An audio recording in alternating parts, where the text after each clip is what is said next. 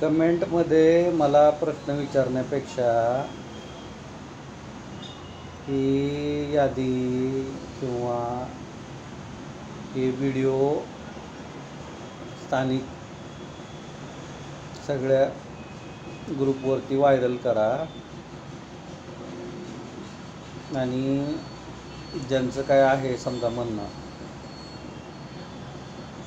की समजा पोर्टलला यादी आहे आणि आता ही यादी आहे, याच्यात ज्यांना तफावत वाटते तर पोर्टलवरचं पहिलं पाठवा ना मला स्क्रीनशॉट, यातली तफावत पाठवा, तुमचं लोकेशन पाठवा, त्याचा जुने व्हिडिओ बघून स्क्रीनशॉट पाठवा, ज्या काही लाईन्स आहे. थोडंफार अलाइनमेंटवरती काम करायला मला आवडतं. काहीतरी आधाराने पाठवा ना, नुसतं कमेंट करून काय. उद्या लाखो करोड तुम्हाला मिळणार, तेवढी तरी तसदी घ्या. लक्षात येते का नाही?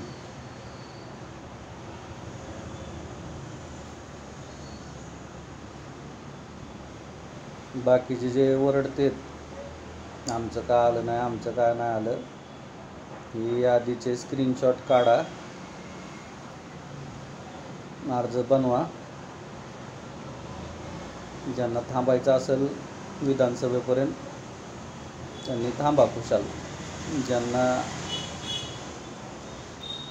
थांबायचं नसेल त्यांनी आता एका स्क्रीनमध्ये तुम्हाला लक्षात येतं आहे किती कुठून कुठपर्यंत काय काय दिसतंय ते.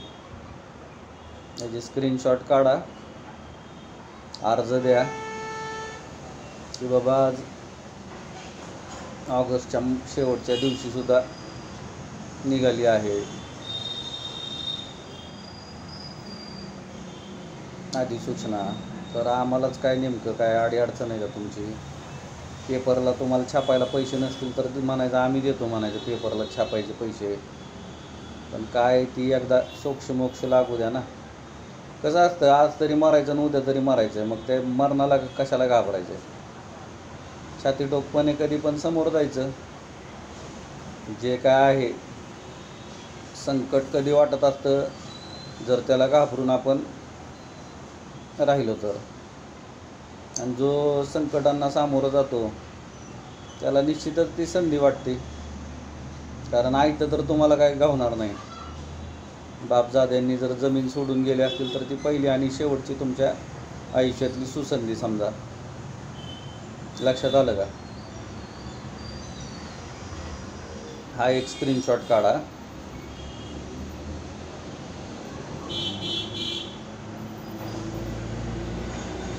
हा एक स्क्रीनशॉट काढा. त्यानंतर हा एक स्क्रीनशॉट काढा. परत हा एक काढा.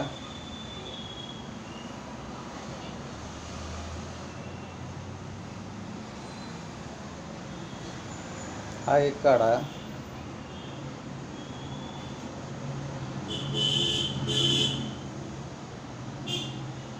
हा एक काढा.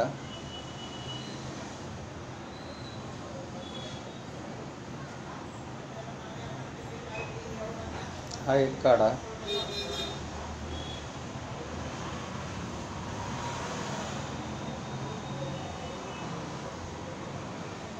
हा एक काढा.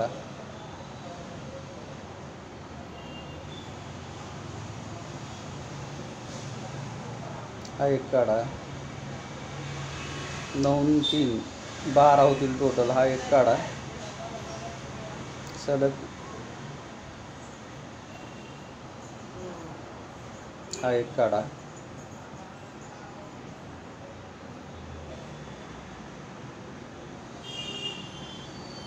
हा एक काढा.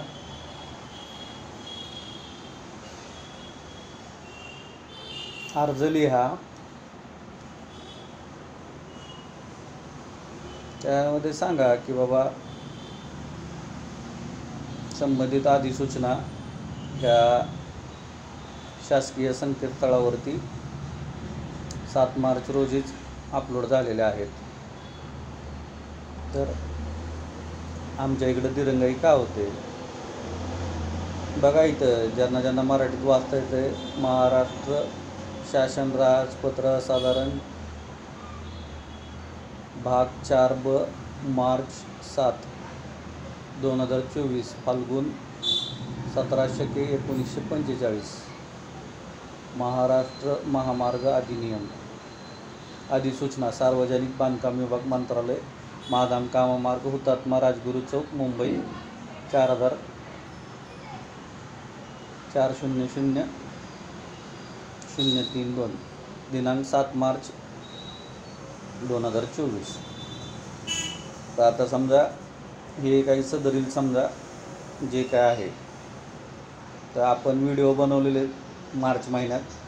तुम्हाला जर कुठं काय वाटलं की बाबा ही ह्यांची का घेऊन जायची, तर तुमची स्वतःची तिथं आहे ती याद्या, त्याचे स्क्रीनशॉट काढा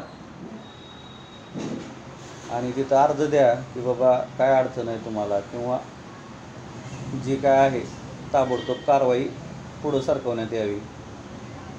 आणि आता ज्यांचं कोणाचं म्हणणं आहे, मेथवडे असेल,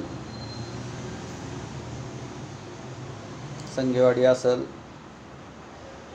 मांजरी असेल, चिंचोली असेल, देवकतेवाडी असेल, बामणी असेल, एकतपूर असेल, सांगोला असेल, कमलापूर असेल, यलमार मंगेवाडी असेल, चिनक्या असेल, आजनाळे असेल,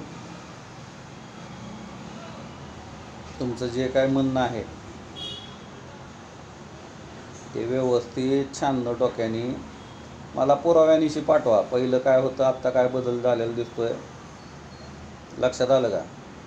पूर्ण लांबी रुंदी सकट व्यवस्थित स्क्रीनशॉट घ्या क्षेत्राचा.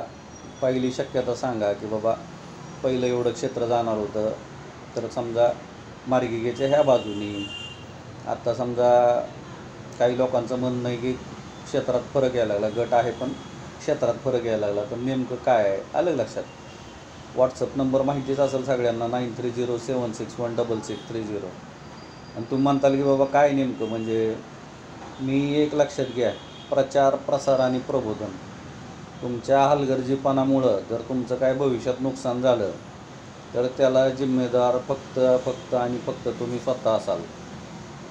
तुम्ही म्हणताल की बाबा क्षेत्र जास्त चाललं आहे किंवा कमी चाललं आहे, पण ह्याच्याबद्दल जर का तुम्ही नुसतं मूग गिळून गप्प बसले, तुम्ही जर पाठपुरावा केला नाही, तर त्याची जी काही तोशिष असेल तुम्हाला, बुरदंड म्हणा किंवा फायदा म्हणा, तर तो सर्वस्वी त्याची नैतिक जिम्मेदारी, मौलिक जिम्मेदारी तुमची वैयक्तिक असेल.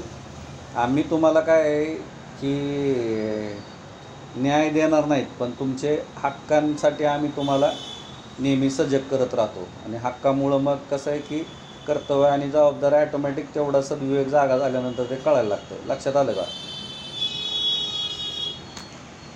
काही लोक त्यांना लोकेशन टाकायला सांगून जमाना झालेला असतो, त्यांना अजून देखील लोकेशन टाकणं होत नाही. सगळ्यात महत्त्वाचं एक गोष्ट, माझ्याशी फोनवरती संपर्क करायचा कोणीही प्रयत्न करू नका. लक्षात आलं का? कारण का महत्त्वाचं काय आहे की माझ्याशी बोलण्यात करण्यात नाही का, स्तुती म्हणा किंवा कुठं तुमचं जे काय वाटत असेल तुम्हाला की ह्यांची स्तुती करावी किंवा ह्यांची निंदा करावी, तर ते विषय भावनिक थोडे बाजूला ठेवा. सगळ्यात महत्त्वाचं काय, अलाइनमेंट लय महत्त्वाची. आत्ताची तुमचं मार्गिकेचं अधिग्रहण चालू आहे, अजून नॅशनल हायवे कुठं तिथं चौफुल्या होणार आहेत, त्या अनुषंगाने अजून संभाव्य शक्यता भरपूर आहेत. आणि राहिली गोष्ट, जे कोणी शक्तिपीठचे लाभार्थी त्यांचा विषय सोडून द्या दर्शक प्रेक्षकांना, ठीक आहे? ते आपण नेहमी सांगतो त्या हिशोबाने काल तुम्ही बघितलेलं आहे. लक्षात आलं का? एकदा जर का डोंगर पोखरला तर पावसाळ्यात तुम्हाला लक्षात येतं की बाबा दरडी कोसळायला लागतात. लक्षात आलं का? काय समजून घ्यायचं ते समजून घ्या. मला आता ह्या विषयावरती जास्त काही बोलायचं नाही. ज्याला कोणाला वाटतं आहे होईल त्यांचं भलं, ज्यांना वाटेल नाही होणार आहे त्यांचं तर अजून जास्त भलं, ठीक आहे? होणार का नाही होणार त्या चर्चांना आता पूर्ण विराम देऊन टाका. राहिली गोष्ट, आता इतर जे आहेत गटालगतचे, चौफुल्यालगतचे, तर ते कोणी दर्शक प्रेक्षक असतील तर त्यांनी जास्तीत जास्त आपले व्हिडिओ शेअर करायला सुरुवात करा.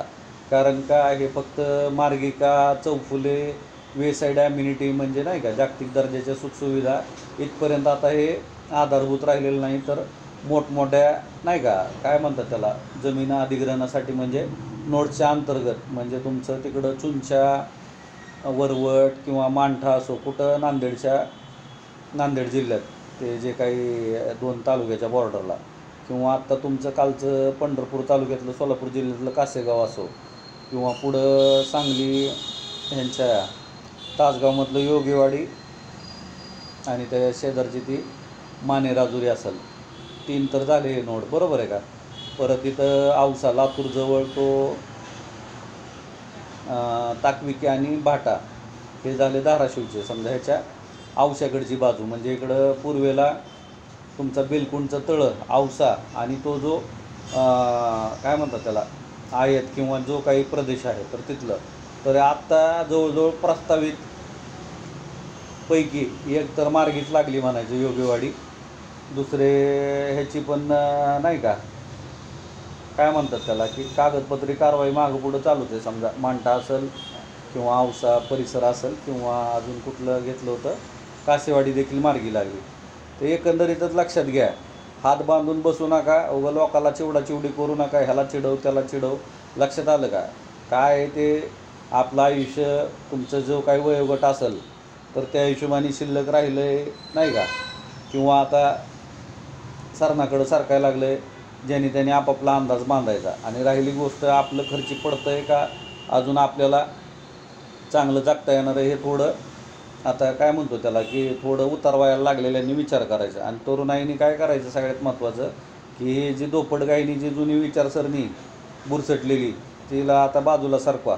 आणि जे काय आहे जर का तुमची इच्छा आहे नाही आता हा विषय संपलेला आहे, त्या दिवशी आपण मतदान घेतलेलं आहे, जे काय आता तुम्ही पाहताय तर या आशयाने पुढच्या ह्याच्यासाठी जसं म्हटलं ना मी की संधी का संकट, तर संकटावरती जो मात करतो त्यावेळेस त्या संकटाचं रूपांतर संधीत होऊ शकतं. तर जी काही तरुणाई आहे ज्यांचं अजून बरंच आयुष्य मार्गी लागणं बाकी आहे त्यांच्यासाठी विशेष आशय आहे. आणि लाभार्थी आणि जे काही बाधित आहे त्याच्या व्यतिरिक्त देखील आणखीन टोळधाड आहे, लक्षात घ्या. चौफुल्या असतील, जागतिक दर्जाच्या तुम्हाला रस्त्यालगतच्या सुखसुविधा असतील किंवा प्रस्तावित औद्योगिक विकास महामंडळाचे जे काही क्षेत्र आहेत नोड्स म्हणतात त्याला, ठीक आहे. आशा करतो थोडीफार तरी जरा डोक्यात प्रकाश पडत असेल. जगात ह्या सगळ्या गोष्टींवरती उहापोह करणारं आपलं एकमेव चॅनल आहे, हे काही वेगळं सांगायची आवश्यकता नाही आहे कोणालाच, बरोबर आहे का. त्यामुळं सतर्क राहा, आलं का लक्षात. संकट सगळे म्हणू शकतात पण आयती संधी तुम्हाला कोणी आणून देणार नाही. संकटाचंच रूपांतर ज्यावेळेस आपण 2 हात करतो तर तेच संधी असते. म्हणजे कसं की बाबा एखादं कुठलंही 2च झोन असतात आयुष्यामध्ये, कम्फर्ट झोन असतो आणि एक एफर्ट झोन असतो. कम्फर्ट म्हणजे की आयुष्य आराम विलासी आयुष्य, लक्षात आलं का. आणि एफर्ट म्हणजे थोडं कसं हाडाचं काढं आणि रक्ताचं पाणी करावं लागतं. मग इथं जर विलासी आयुष्य जगायचं असेल, आयुष्य आरामात जगायचं असेल तर तुम्ही तिथं म्हणू शकत नाही की बाबा आम्हाला संधीच मिळाली नाही. आणि जे दुसरा गट आहे हा झाला कम्फर्ट झोनचा विषय. आणि जो एफर्ट झोन आहे तो शेवटी नियतीशी सगळे 2 हात करून नाही का संकटाचं रूपांतर संधीत करतो. काय बोलण्याच्या पलीकडे गेलेला आहे विषय, मला आता आला आहे कटाळा, लक्षात आलं का. त्याच गोष्टी सांगायला तुमचं तुम्ही बघा काय तुम्हाला पटतंय नाही पटतंय तुमचं तुम्ही ठरवा, ठीक आहे. मग विषय लांबणीला जातो. इथं 15-15 मिनिट व्हायला लागला व्हिडिओ. ज्यांना कोणाला आशय समजला असेल कुठल्या टप्प्यात तुम्ही व्हिडिओ ऐकता तुमचं तुम्हाला देव जाणं. काय लाईक करू नका, शेअर करू नका, सबस्क्राईब करू नका, कमेंटसुद्धा करू नका, लक्षात आलं का. जे काय वाटतंय तुम्हाला, ज्यांना कोणाला जे काय गोष्टी ही झाल्यात तुमच्या तिथंच चावडी वाचन वगैरे करून तुम्हाला लोकलमध्ये कशा मार्गी लावता येतील त्यासाठी उहापोह करा.